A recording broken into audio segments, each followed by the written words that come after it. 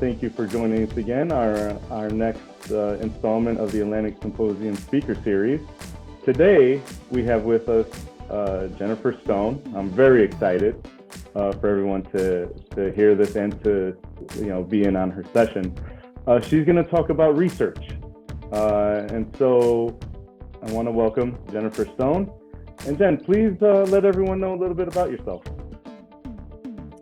Okay. Well, thank you so much for inviting me to present at the Atlantic Symposium. And thank you, Jason, for putting the whole thing together and being the leader that you are, the incredible leader that you are.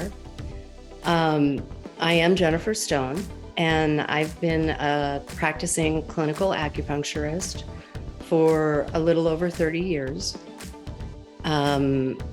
When I first got NCCAOM certified and started my practice, I started practicing in Indiana. And in Indiana, at the time, it was against the law to practice acupuncture unless you were an MD.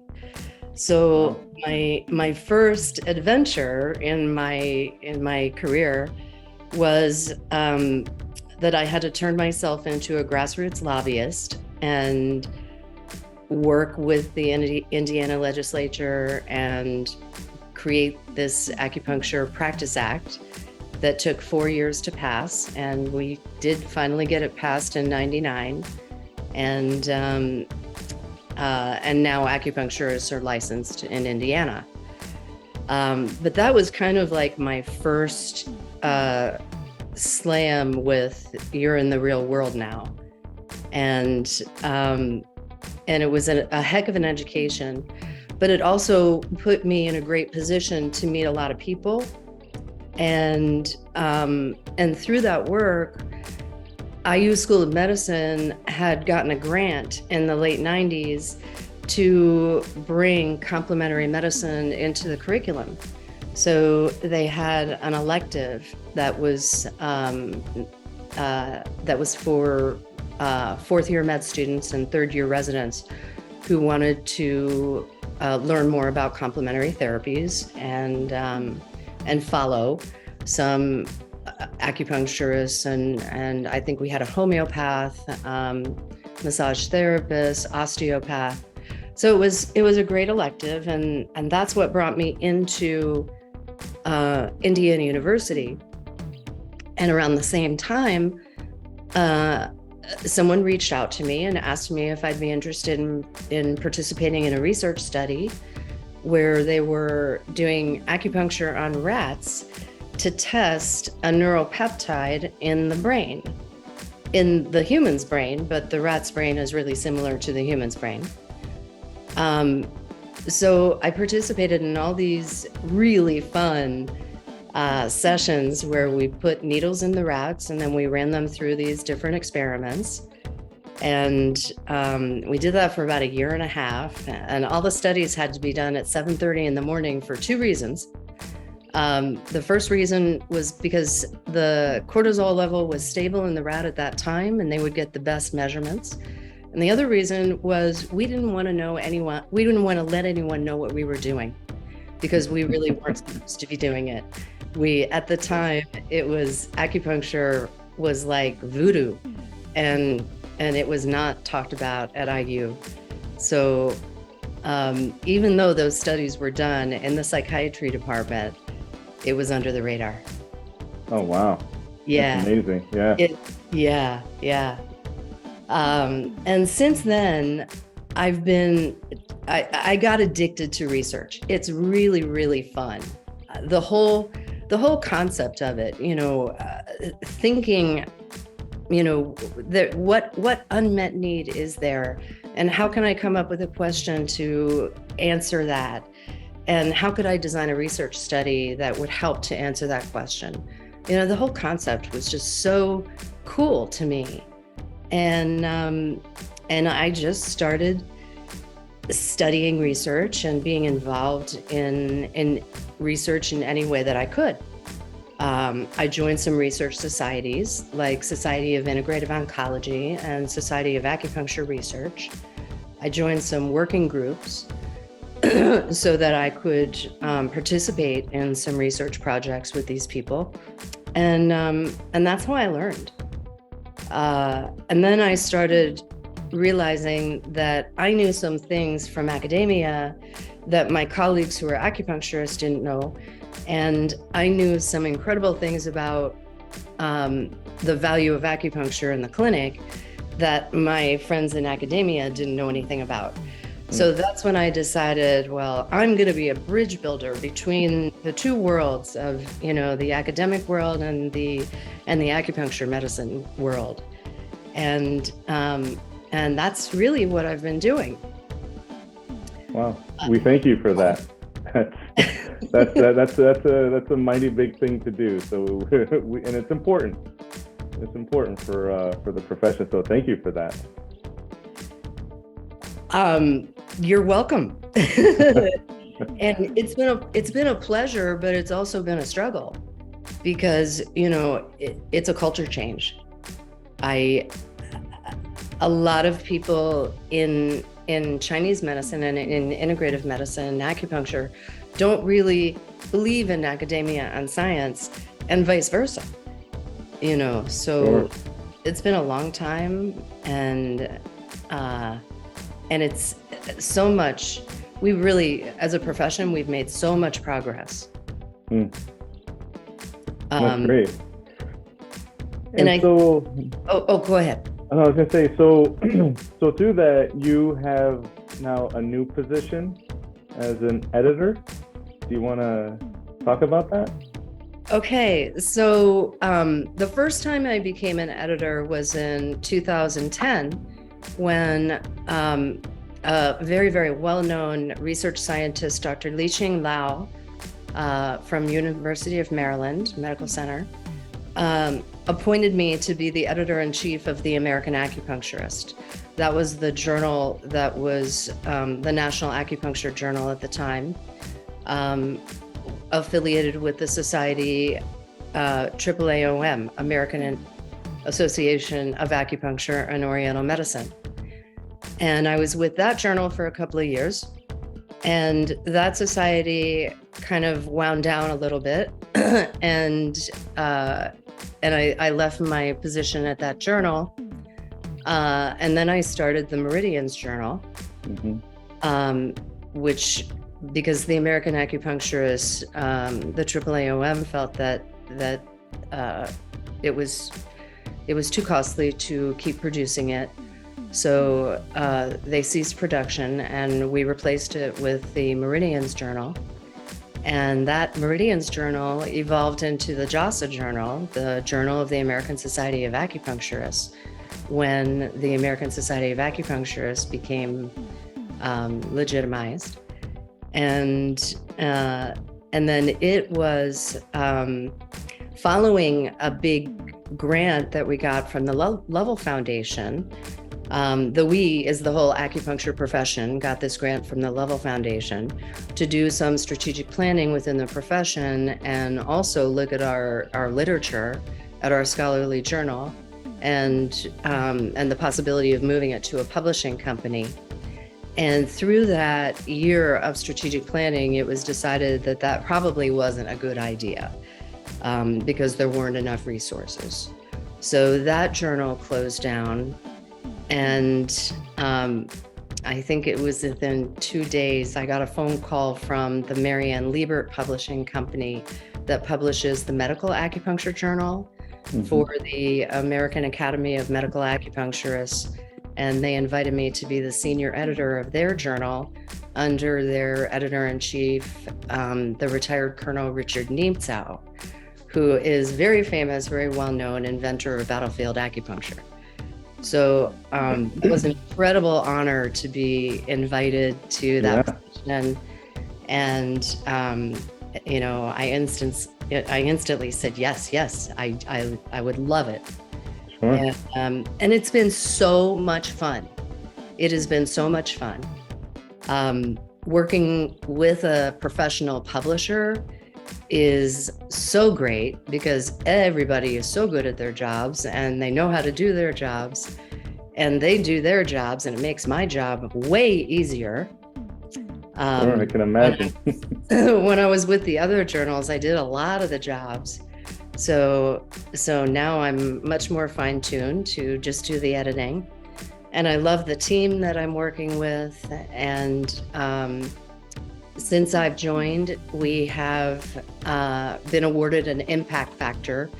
And an impact factor in the publishing world is a really, really big deal.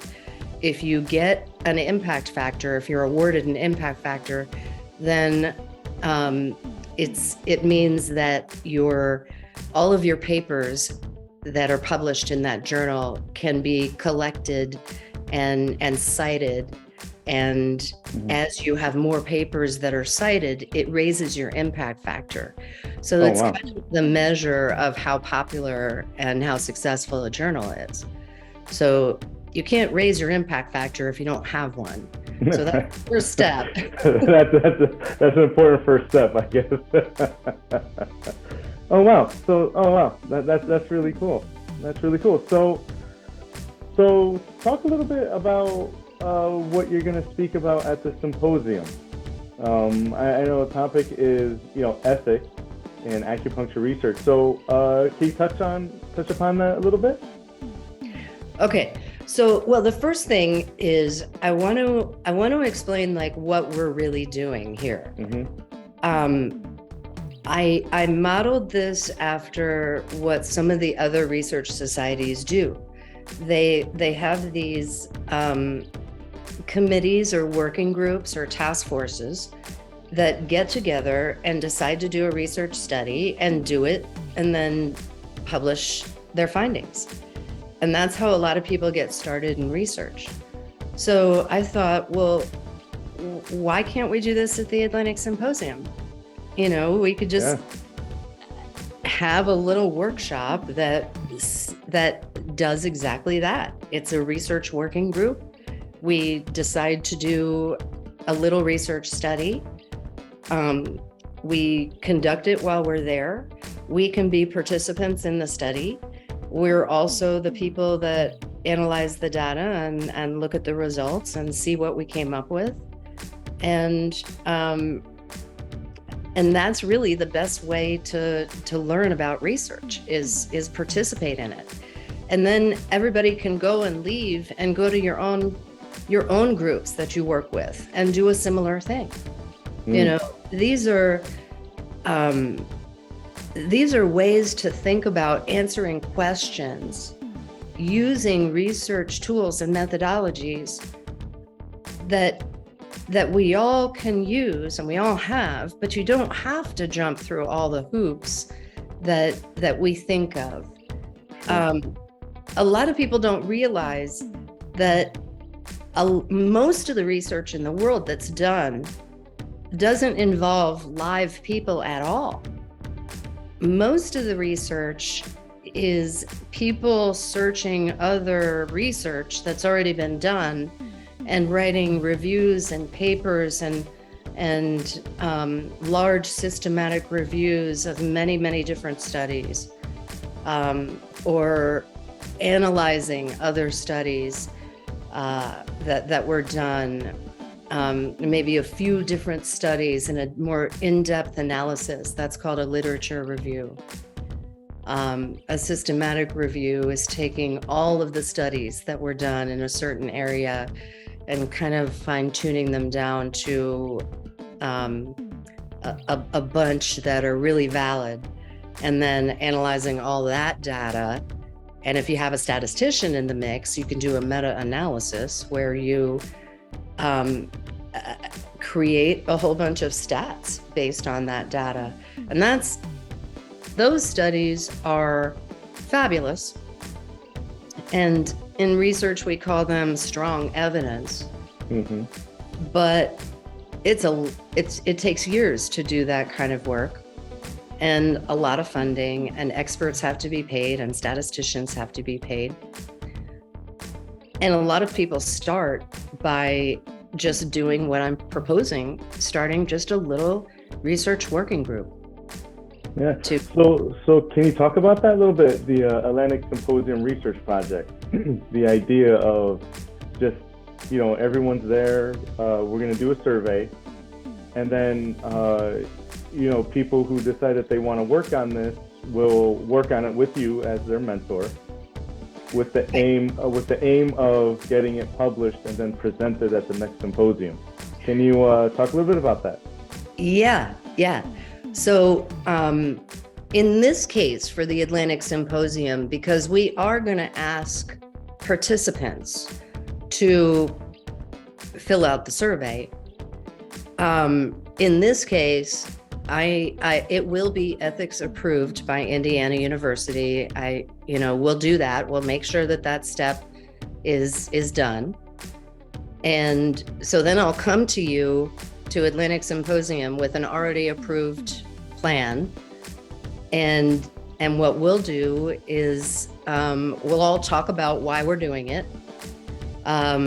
Anyone who the participation in the survey is 100% voluntary. So if you don't want to take the survey, you don't have to. It's 100% anonymized. And the survey will ask questions on how much you know about research and publication ethics. And not many people know much about research and publication ethics anywhere in the world, unless you're an editor. Really, the only people that know about that stuff are editors. So that's kind of why I chose that topic. I knew that it was one where, there would be a real big mix. Some people would know some, and some people would know nothing. So then we would all take the survey, and then we would look at the results right then and there, up on the screen. And we would talk about why the results were that way. And we'll talk about the different questions and why we think some people answered the question one way and another way. And we'll start to see patterns, and those patterns will start to form an outline for a paper. And we'll also have some people in the audience, hopefully, that'll say, you know what, we did this and it was probably wrong, and we could do something else better next time.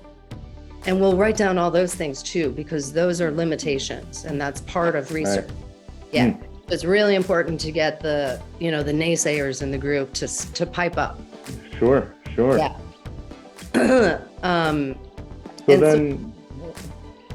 So then, like, after we, when we're out of time, essentially, we'll have all this great data, and we'll ask for participants who are interested in working beyond the Atlantic Symposium, who want to keep the research working group going so that we can write the results up in a paper and submit the paper to a peer-reviewed journal and get it published.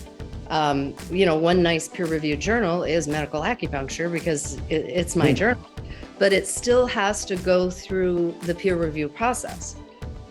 And we certainly could use Medical Acupuncture Journal. We have 2 editors. So it would be a conflict of interest for me to edit my own study. Sure. But we have 2 editors. So I can be completely not involved at all. That's how research is. You just, you make do with what you have. And when you run into barriers, you find ways around your barriers. And when there are conflicts of interest, you identify them, because they're all okay as long as you identify them. And you keep going. There you go.